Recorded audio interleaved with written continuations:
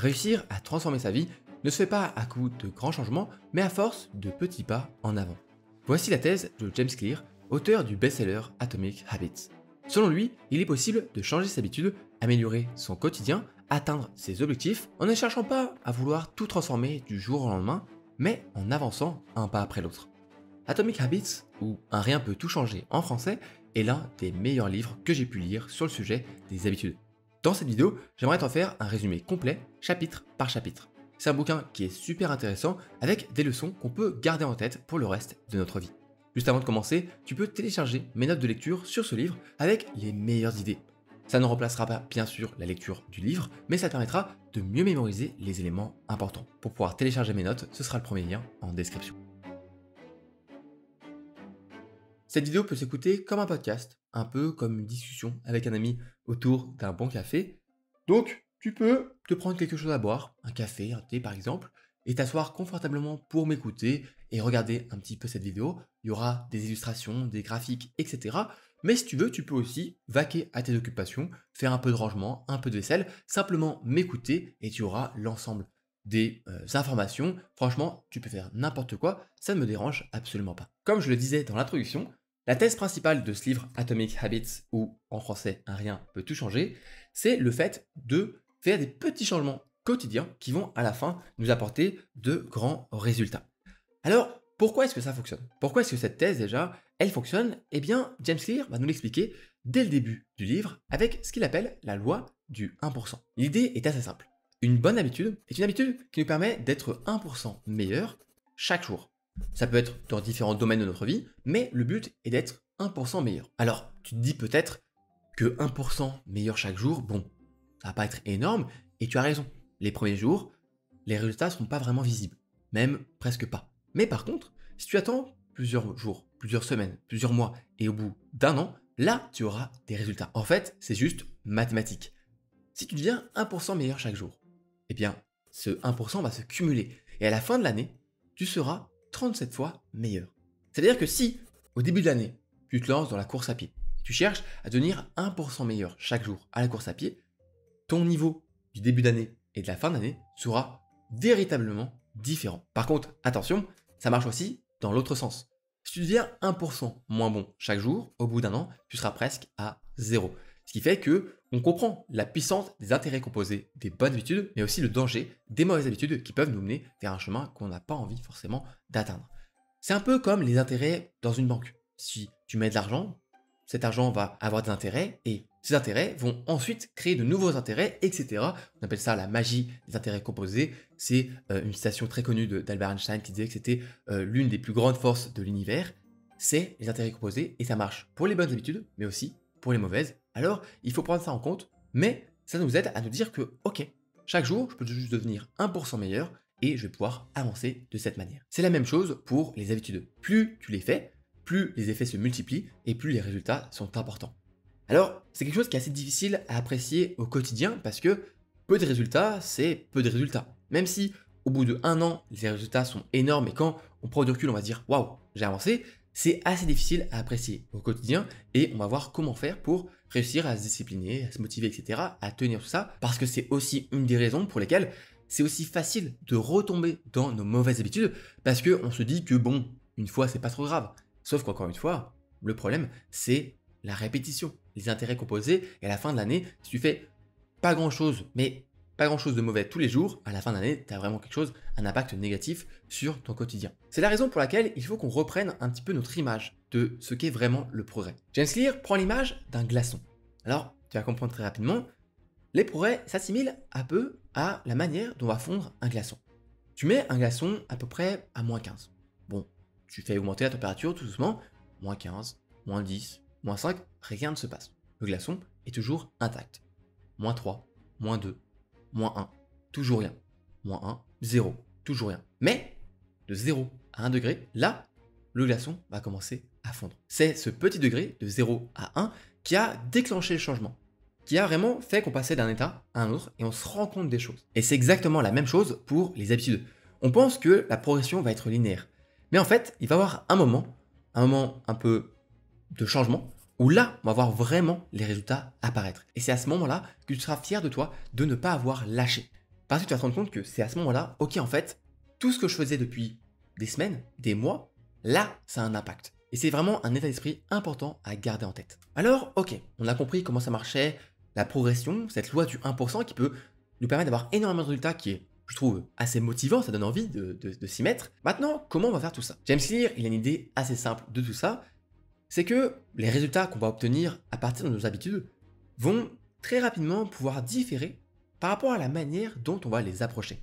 Si tu fixes un objectif, tu vas savoir dans quelle direction tu veux aller. Mais ce sont tes systèmes qui vont t'aider à savoir exactement quel chemin il faut prendre. Selon lui, on pense un peu trop aux objectifs. On se concentre uniquement là-dessus, alors que ce qui va vraiment nous obtenir les résultats, ce sont ce qu'on va mettre en place. Les systèmes, les habitudes que l'on met aujourd'hui en place, même si bien sûr on a l'objectif en tête pour avoir une direction. Selon lui, l'un ne va pas sans l'autre. Mais beaucoup de personnes échouent parce qu'ils ne se concentrent que sur l'objectif et sur la direction où aller.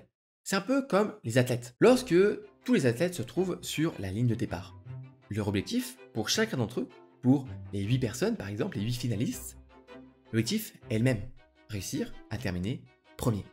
C'est réussir à être le premier à dépasser cette ligne d'arrivée. Pourtant, on sait très bien qu'à la fin, il n'y en a qu'un seul qui va décrocher la médaille d'or, le titre de champion du monde, etc. En fait, c'est pas l'objectif qui a permis au premier d'être premier, mais ce sont tous les systèmes d'habitude, d'entraînement qu'il a mis en place depuis des années peut-être pour réussir à avoir ce niveau-là et réussir à finir premier. L'autre problème des objectifs, selon James Clear, c'est que en se concentrant uniquement sur les objectifs, ça ne nous rend pas heureux. Parce que une fois qu'on aura atteint notre objectif, on va être un peu content, on va toucher un peu ce bonheur, mais c'est temporaire. Parce que c'est bon, on l'a atteint. Une fois que le coureur a franchi la ligne d'arrivée, il n'a plus rien pour se motiver. Il a réussi à atteindre son objectif. C'est pour ça que c'est aussi important de bien penser au système et d'apprécier le processus de créer ses habitudes, de s'entraîner, parce que c'est ça qui va nous faire tenir sur le long terme. Surtout si à la fin, l'objectif, on n'arrive pas à l'atteindre, ou si on doit le repousser encore et encore. Pour maintenir cette flamme intérieure, il faut se concentrer sur les systèmes plutôt que sur les objectifs, même si, bien entendu, ils sont importants. Alors, avant qu'on rentre dans le vif du sujet et qu'on voit comment mettre en place ces habitudes qui vont nous permettre d'être 1% meilleurs chaque jour, James Clear prend un temps pour nous parler de l'identité et de pourquoi elle est aussi importante dans la mise en place d'habitudes. Selon lui, on fait les choses dans le mauvais sens. On aborde le changement d'habitude de la mauvaise manière. Pour changer n'importe quel comportement, selon lui, il faut qu'on change 3 choses. Ses résultats, son process et son identité. La majorité des gens changent leurs habitudes en se concentrant sur ce qu'ils veulent changer. Ce sont des habitudes basées sur le résultat. Alors qu'en faisant le chemin dans l'autre sens, en se demandant ce qu'on aimerait devenir, on crée des habitudes basées sur l'identité. L'exemple que prend James Clear dans son livre est l'exemple du fumeur. Si ton habitude est j'essaie d'arrêter de fumer, eh bien, tu te reposes sur un résultat, le fait d'avoir réussi à arrêter de fumer.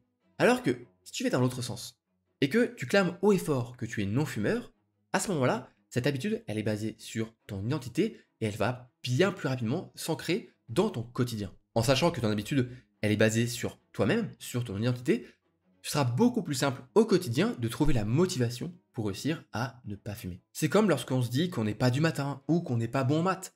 On se conditionne à ne pas pouvoir changer nos comportements parce qu'on se dit que c'est ancré dans notre identité. Alors que si tu fais ce déclic à te dire non mais en fait, je peux me lever le matin, je suis du matin. Ou alors non, je peux être bon en maths, je suis bon en maths. À ce moment-là, tu vas pouvoir bien plus facilement effectuer certaines actions, certaines habitudes pour pouvoir un peu plus coller à cette nouvelle identité. James Clear nous donne ensuite une méthode très simple en 2 étapes pour réussir à changer son identité. Première étape, décider le genre de personne que tu veux être en te posant plusieurs questions. Quels sont tes principes et valeurs? Quel type de personne aimerais-tu devenir? Deuxième étape, te prouver à toi-même que c'est possible avec des petites victoires. James Clear, il prend l'exemple d'une personne qui veut perdre du poids. Elle se demande d'abord quel est le genre de personne qui pourrait obtenir les résultats que je désire. Et une de ses réponses pourrait être une personne qui mange sainement. Donc la question qui suit, qu'est-ce que préparerait une personne saine pour son repas, etc., etc. On va commencer à rentrer dans le sujet des habitudes avec un premier mécanisme que nous parle James Clear, la boucle de feedback. Selon lui, derrière tout comportement humain, il y a ce qu'on appelle la boucle de feedback. Essayer, échouer, apprendre, essayer différemment. Quand on fait face à un problème de manière répétée, notre cerveau, automatiquement, il va commencer à le résoudre et à réfléchir de différentes manières pour trouver des solutions. Les habitudes, c'est juste une série de solutions automatiques qu'a trouvé notre cerveau pour résoudre des problèmes que l'on rencontre au quotidien dans notre environnement. Une fois que l'habitude est créée, on peut rapidement savoir si ça va être une réussite Et la prochaine fois qu'on va rencontrer ce problème dans notre environnement, on saura exactement comment réagir. Une fois que l'on a compris comment fonctionne la boucle de feedback, James Clear nous parle du mécanisme le plus important du livre, la boucle de l'habitude. Le signal déclenche le désir, qui motive une réponse, qui elle-même est associée à une récompense. C'est grâce à ces 4 étapes qu'on peut rendre une habitude automatique, et c'est un cycle qui se répète constamment. Le signal déclenche un changement de comportement car il montre qu'il y a une récompense assez proche à aller chercher. C'est ce qui mène au désir. Le désir, c'est la force qui nous motive derrière chaque habitude. On ne désire pas l'habitude en elle-même, mais le changement qu'elle va apporter. Après, il y a la réponse qui est simplement l'habitude que l'on met en place. Si l'habitude est trop dure ou qu'il y a trop de friction, alors tu ne le feras pas. Mais si c'est dans tes cordes, alors ça va te mener à la récompense. On court après les récompenses pour 2 raisons. Elles nous satisfont ou elles nous enseignent. Si un de tes comportements ne remplit pas ces 4 étapes, alors il y a très peu de chances que ça devienne une habitude. James Clear prend un exemple assez simple pour qu'on puisse comprendre comment ça fonctionne. Imaginons que tu rentres dans une pièce assez sombre. Ça, c'est le signal. Tu veux être capable de voir. Ça, c'est le désir. Alors tu allumes la lumière, la réponse, et tu es satisfait de pouvoir voir. Ça, c'est la récompense. Une fois qu'il nous a présenté le mécanisme d'une habitude et qu'on a compris quelles étaient les 4 étapes qui constituaient la boucle de l'habitude, James Clear nous présente les 4 prochaines parties de son livre. En fait, chaque partie va correspondre à une loi qui elle-même va parler, discuter d'une des étapes, donc signal, désir, réponse et récompense. Une fois qu'on aura compris ces 4 étapes, on va pouvoir mettre en place tout ce qu'il faut pour chaque étape pour maximiser nos chances de suivre une nouvelle bonne habitude et maximiser nos chances de supprimer une mauvaise. Et on commence avec la première loi, rendre l'habitude flagrante. Pour commencer, James Clear nous parle du fait qu'on n'est pas forcément obligé d'être pleinement conscient d'un signal pour qu'on déclenche l'habitude. Ce qui les rend utiles, mais aussi dangereuses. On finit par ne plus se rendre compte que les bonbons sont sur la table et on en grignote comme ça. Ou alors que la télécommande de la télé est sur le canapé, ce qui va nous pousser à l'allumer quand on va s'asseoir. À ce moment-là, nos réponses à tous ces signaux sont tellement ancrées en nous qu'on finit par ne même plus comprendre quel était le désir au départ. C'est pour cette raison que James Clear nous invite à entamer un processus de prise de conscience de tous ces signaux et de toutes les habitudes qu'on peut avoir au quotidien. Et pour faire ça, il va nous présenter un premier outil, le tableau de bord des habitudes. Beaucoup de nos échecs en termes de performance, de comportement, d'habitude sont dus, selon James Clear, à un manque de prise de conscience. Même si toutes nos habitudes sont efficaces au quotidien pour résoudre des problèmes et nous servent, il faut qu'on apprenne à les faire de façon consciente. Et c'est l'objectif du tableau de bord des habitudes. Pour faire cet exercice, tu as besoin d'une feuille et d'un stylo.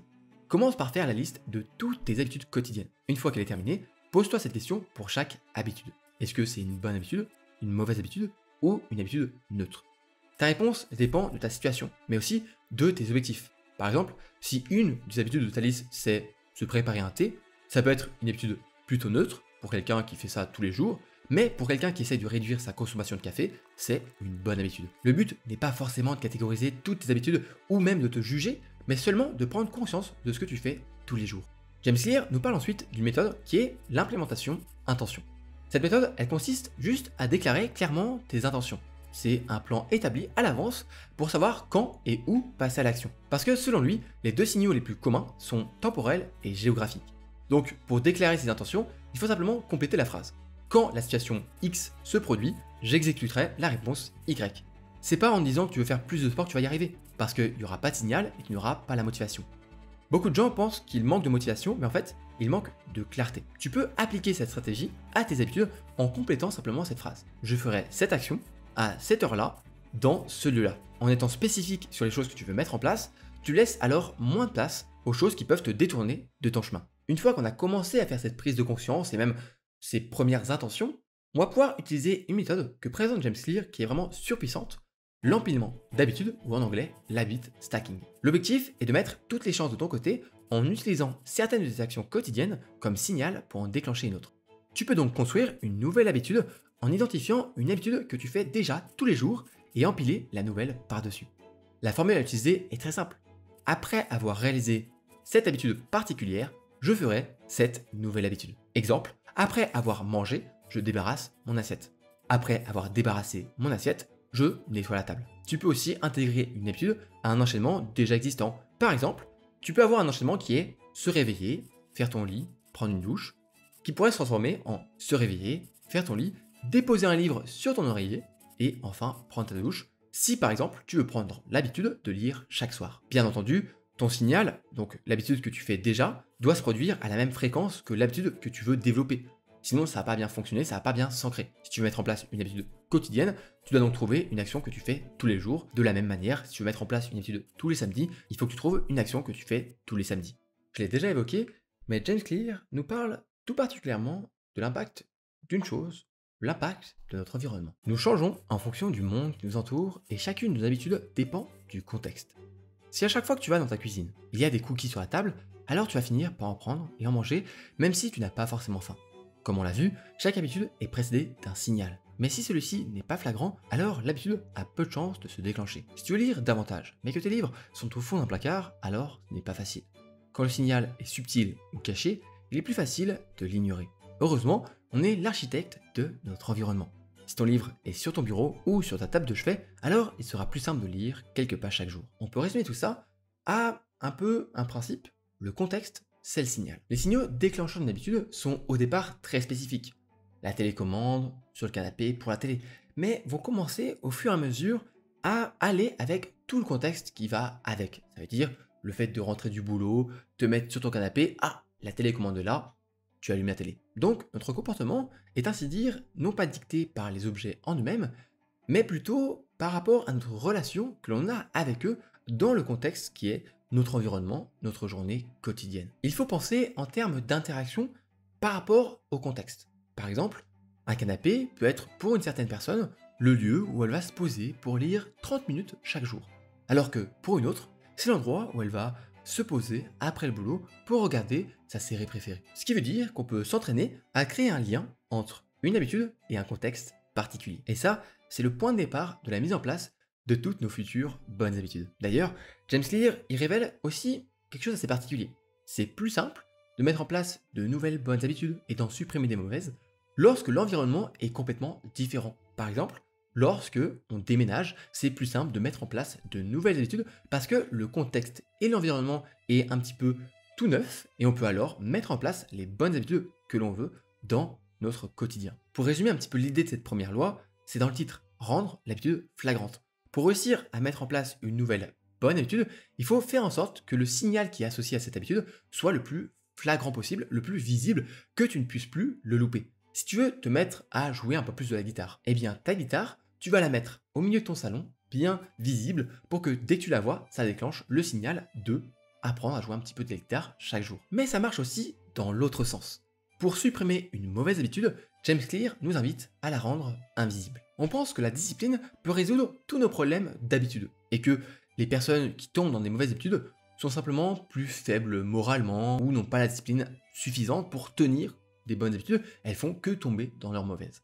Sauf qu'en fait, les personnes dites disciplinées sont simplement moins tentées au quotidien et c'est donc plus facile pour elles de ne pas tomber dans de mauvais comportements parce que chaque jour, elles s'exposent un peu moins à des signaux qui pourraient les entraîner vers ces mauvaises habitudes. Ces personnes-là ne sont pas forcément plus disciplinées que nous, mais en tout cas, elles ont discipliné leur environnement. Tu peux te défaire d'une mauvaise habitude, mais elle restera toujours un petit peu en tâche de fond dans ton esprit. Et donc, si le signal arrive, malheureusement, tu risques de retomber dans cette mauvaise habitude. Donc, pour t'en défaire vraiment, il faut que tu réussisses à réduire, à supprimer ton exposition à tous ces signaux qui pourraient la déclencher. Si je reprends l'exemple des cookies et que tu veux essayer de réduire cette consommation de grignotage, de sucre entre les repas, à ce moment-là, il faut que tu prennes ces cookies, que tu les mettes au fond du placard. Ils seront peut-être là si un jour vraiment de manière consciente, encore une fois, c'est important, tu veux aller manger un cookie, mais en faisant ça, tu vas supprimer le signal de oh, il y a des cookies sur la table, je vais en manger un peu de manière voilà, automatique, mécanique, sans même t'en rendre compte. En faisant ça, tu supprimes le signal et si tu le feras, ce sera de manière consciente, de manière choisie et tu pourras à ce moment-là supprimer les mécanismes, les mauvaises habitudes qui sont automatiques. On a terminé cette première étape sur le signal et on va donc enchaîner avec la seconde étape, le désir, avec la deuxième loi, rendre l'habitude attractive. James Clear commence cette deuxième partie en nous parlant de quelque chose d'assez simple.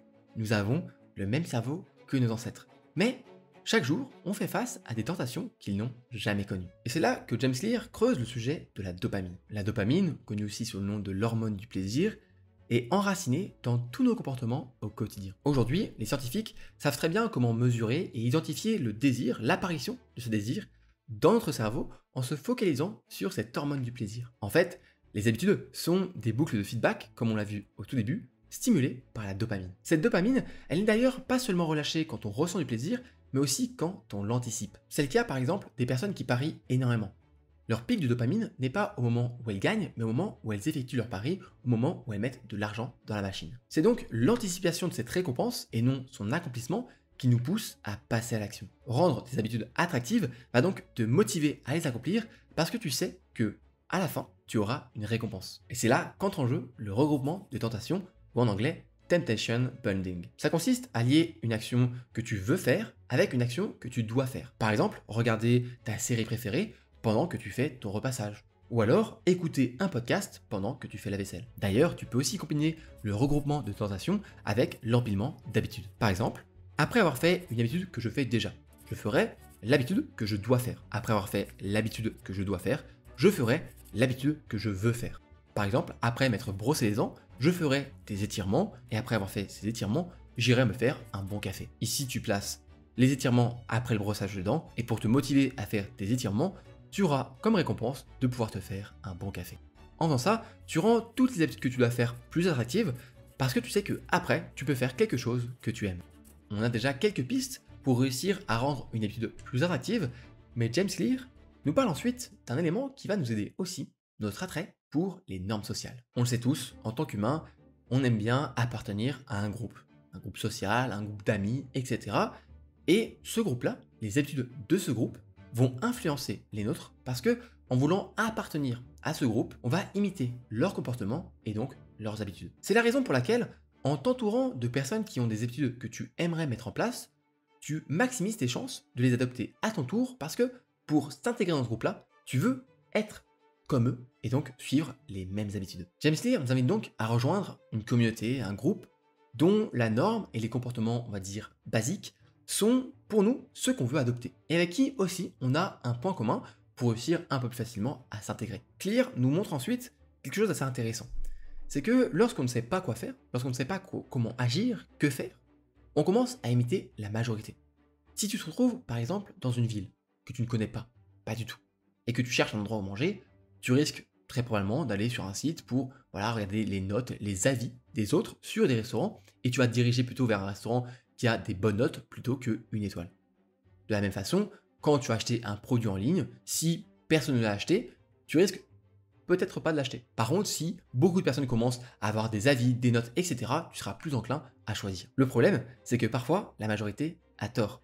Et si tu veux mettre en place une habitude dont la majorité se fout ou n'est pas dans la majorité, à ce moment-là, l'habitude sera beaucoup moins attrayante et il faudra travailler davantage. James Clear termine cet attrait pour les normes sociales sur le fait qu'on imite les puissants, les personnes pour lesquelles on a de l'admiration, du respect, etc. Si une personne a du succès, on va répliquer ces bonnes habitudes pour qu'à notre tour, on puisse atteindre ce succès, qu'il soit professionnel ou personnel. Et à l'inverse, on va diminuer toutes les mauvaises habitudes, les mauvais comportements qui peuvent faire diminuer notre statut auprès des autres. Selon James Clear, il faut réussir à reprogrammer son cerveau pour les habitudes difficiles. Pour faire ça, James Clear nous invite à voir les choses d'une autre façon.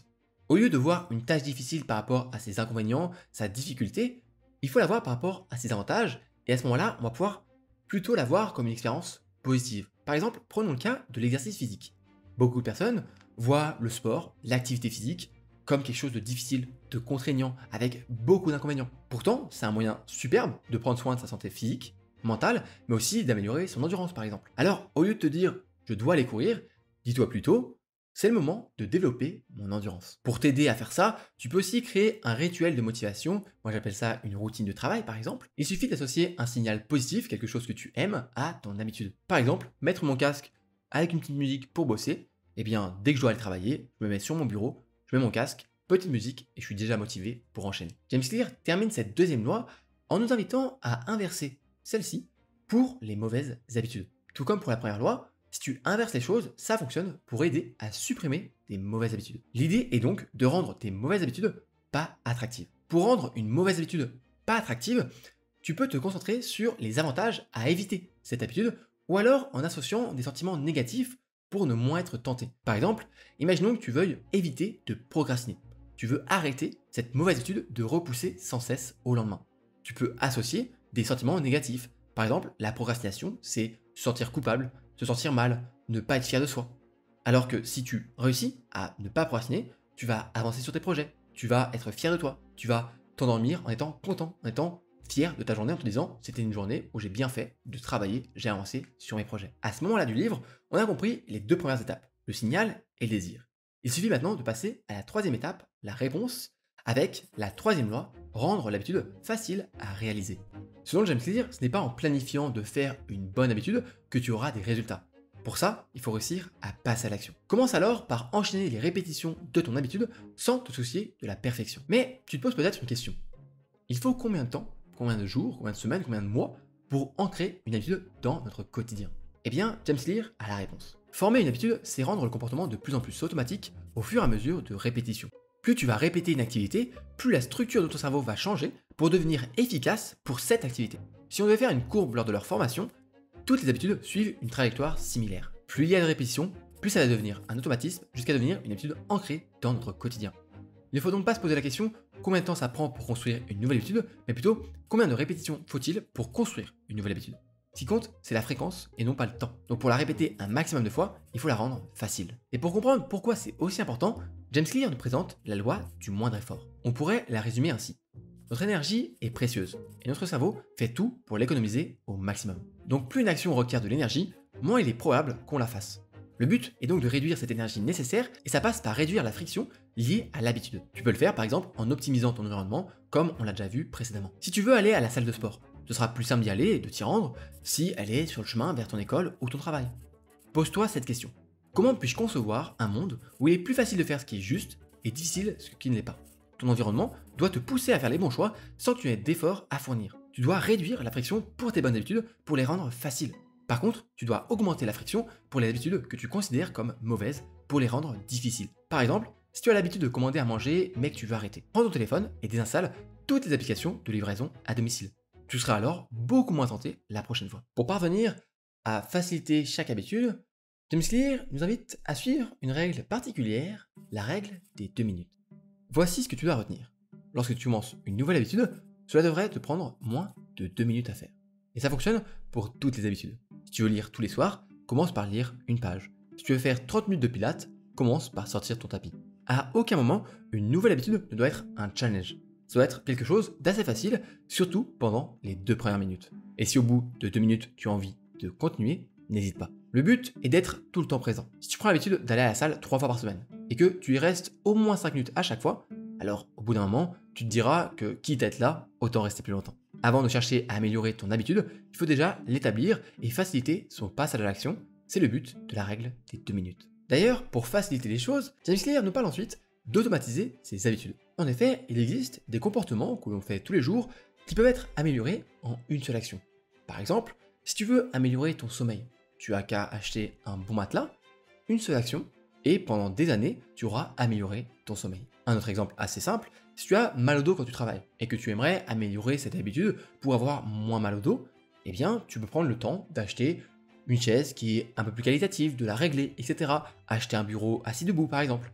Ce sont des actions que tu vas faire une seule fois, mais qui vont améliorer de manière permanente ton environnement et donc toutes les habitudes qui y sont associées. Tout comme pour la première et la deuxième loi, il est possible d'inverser cette troisième loi pour tes mauvaises habitudes. Pour ça, il faut que tu réussisses à rendre l'habitude difficile. Pour ça, tu peux faire 2 choses. Premièrement, en augmentant la friction et le nombre d'étapes entre toi et ta mauvaise habitude. Deuxième chose, en restreignant les choix que tu peux faire pour ne garder que ceux qui sont bons pour toi. On a vu la première étape, le signal, la deuxième étape, le désir, la troisième, la réponse. Il nous reste la quatrième et dernière étape, la récompense. Et pour ça, on n'a qu'à suivre la quatrième loi de James Clear, rendre l'habitude plaisante. James Clear commence par nous donner une règle assez simple pour tout changement de comportement. Ce qui est récompensé est répété, ce qui est puni est évité. Cette quatrième et dernière loi sur la récompense a un but. Faire en sorte que tu refasses, que tu répètes ton habitude la prochaine fois. Pour y parvenir, il faut qu'on parle de récompense immédiate et de récompense différée. Selon l'auteur, de nos jours, notre environnement s'est transformé pour nous offrir une gratification différée. Ça veut dire que ce n'est qu'après plusieurs mois, plusieurs années parfois, que nos actions produiront les résultats que nous attendions. Le problème, c'est que pendant ce temps-là, notre cerveau a peu évolué et on est toujours en recherche de gratification instantanée ou presque. Le problème, c'est que dans la plupart des cas, les bonnes habitudes n'ont pas ou presque pas de résultat immédiat. Elles n'ont qu'un résultat qui est certes très important, mais sur long terme. Tandis que, au contraire, les mauvaises habitudes ont un résultat qui est bon de manière immédiate, mais souvent des résultats qui sont désastreux, voire dangereux sur le long terme. Par exemple, même si sur le moment, je me sens bien, plein de plaisir, parce que j'ai mangé un cookie bien sucré, bien chocolaté, etc., on sait très bien que si je répète cette mauvaise habitude tous les jours, à la fin, sur ma santé, sur plusieurs années, sur plusieurs dizaines d'années, ça va avoir un impact qui est très négatif. Pour le dire d'une autre manière, une bonne habitude a un coût immédiat, alors que la mauvaise a un coût dans le futur. Selon James Clear, pour réussir à réapprécier cette gratification différée, il faut qu'on réussisse à ajouter un peu de plaisir immédiat à toutes ces bonnes habitudes qui nous font des résultats qui sont très bénéfiques sur le long terme et ajouter une douleur immédiate à toutes les mauvaises habitudes qui ne le font pas. Pour faire ça, tu peux essayer de tirer profit de la gratification instantanée. Pour réussir à tenir une habitude sur le long terme, il faut éprouver ce sentiment de réussite, de fierté. Ces sentiments qui te montrent un signe que tes efforts ont porté leurs fruits et que ton travail en valait la peine. Pour renforcer ce sentiment de réussite, tu peux ajouter une récompense immédiate pour renforcer ce nouveau comportement. Pour James Clear, c'est surtout efficace pour toutes les habitudes dites d'évitement. Par exemple, pas d'alcool ce mois-ci. Tu peux donc rendre cette inaction plus visible.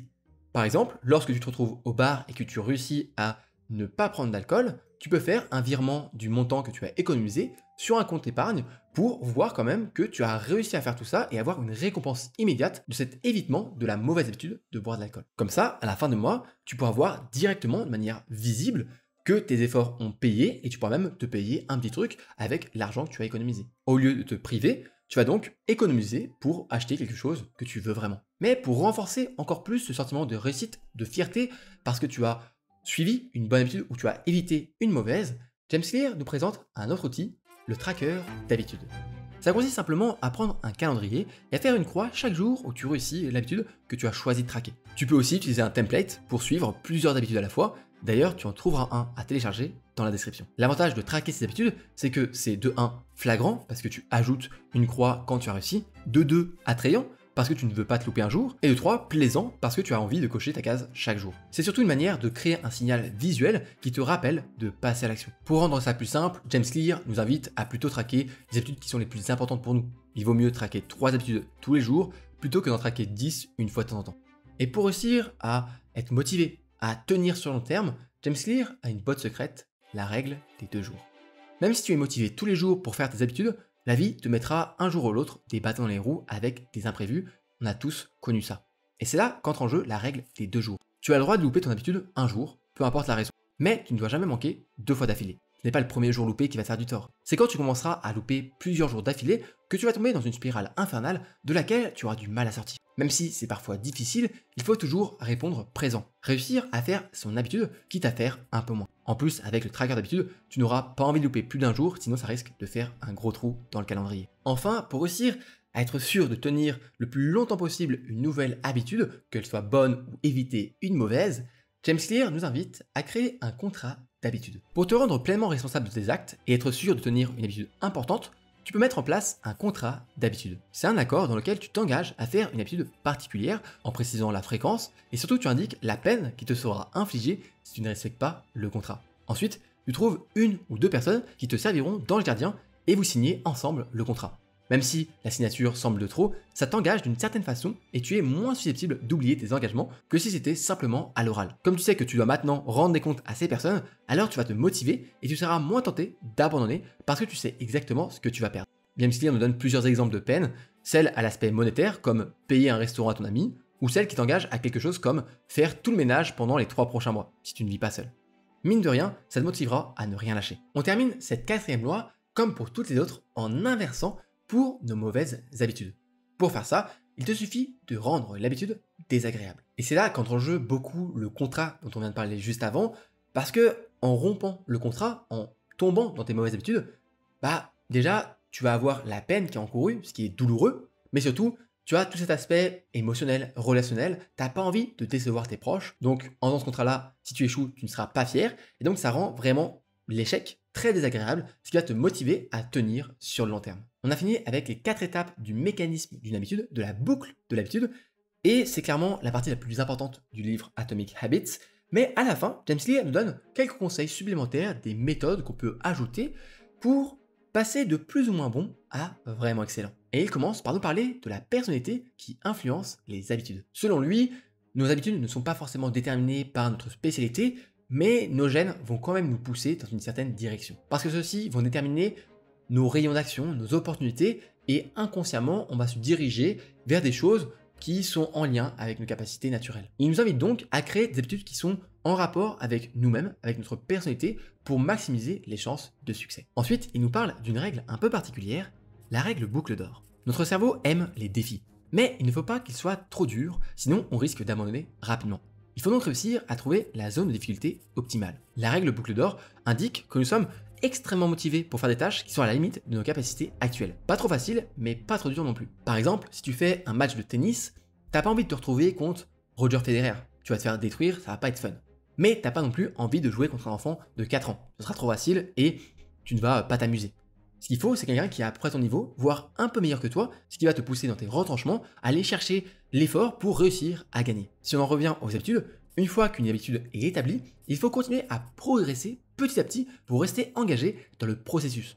Si c'est trop facile, tu risques de t'ennuyer, et comme l'indique James Clear juste après, la principale menace, c'est l'ennui. Contrairement à ce que l'on pense, la menace n'est pas l'échec, mais l'ennui. Ceux qui réussissent à garder une habitude longtemps, ce sont ceux qui réussissent à être présents, à faire les choses, même lorsqu'ils ressentent de l'ennui. Selon James Clear, il faut qu'on tombe amoureux de cet ennui, parce que c'est ce qui va différencier les amateurs et les professionnels. Même si tu fais la même chose tous les jours, même si ça devient ennuyeux, il faut que tu réussisses à tomber amoureux de cette routine, de cet ennui, parce que sinon tu risques tout simplement d'arrêter et de complètement abandonner. Et pour réussir à limiter l'ennui et trouver toujours de nouvelles choses à faire dans une habitude, James Clear vous invite à suivre une combinaison d'habitudes. Maîtriser une habitude, c'est bien, mais maîtriser un domaine, c'est encore mieux. On l'a vu dans une partie précédente, une habitude s'ancre au bout de plusieurs dizaines de répétitions. Mais ce n'est pas en répétant encore et encore la même chose que tu vas réussir à déjà éviter l'ennui, mais surtout à devenir exceptionnel dans un domaine. Les habitudes sont nécessaires, mais pas suffisantes pour atteindre la maîtrise.